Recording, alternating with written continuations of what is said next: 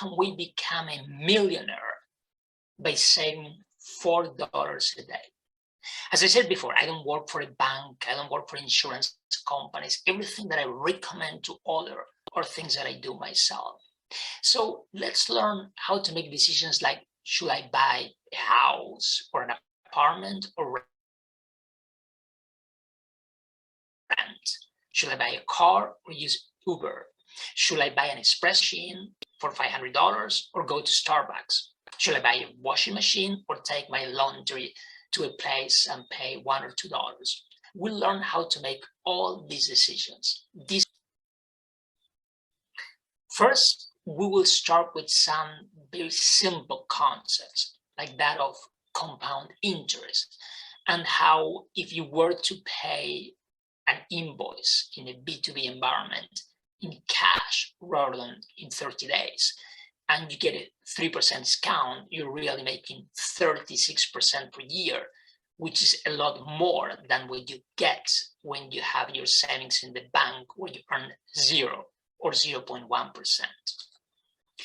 We'll then look into something that in the US is called a 401k plan, which is basically a pension plan, and how if you were to save 3% and the company contributes 3%, or 6% if they don't, and you are 22 years old and you make $2,000 per month or $25,000 a year, when you retire, you will have $1 million.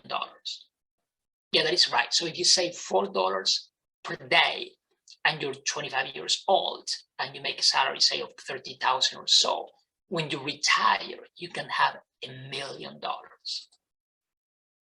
What is return on investment? Or maybe easy to think about it. If I buy this apartment for $1 million and I rent it for $30,000, how much money did I make? What is my return on investment? 3%. What if instead of doing that, I invest $1 million in the S&P 500, the 500 biggest companies in the United States? How much will I make? We learned that you would have made 13% per year over the last 10 years. What is the break-even point?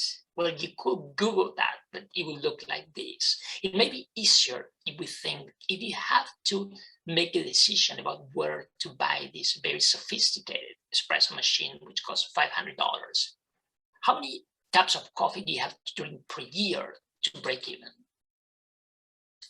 30. What is payback? Well, if you Google payback, you'll get revenge, and revenge is not what we're looking for. We'll learn how to use payback to evaluate any investments that you make, the formula to do it in a very rational way that it'll be very easy for you to remember. We'll use 3 examples so that without a calculator, you will know how to calculate any payback for any investment. And then we'll get into the complex formula of NPV, or net present value. Now, you don't have to use that thing there, which looks so complicated, because it is quite complicated. Instead, we are going to first learn about the concept of discount rate, or the fact that when someone borrows money who has a low credit risk, they pay less than someone who has a high credit risk, that being a person, a company, or a country. We'll look at real life examples. And then we will go into some very easy examples so that you can learn how to calculate net present value without even a calculator, just by looking at this slide. We'll do that 4 times, and then we'll go into the more complicated example of a coffee machine again. We'll look into how much money you save per cup of coffee and per year, and compare that on an NPV basis to spending $500 to buy the machine.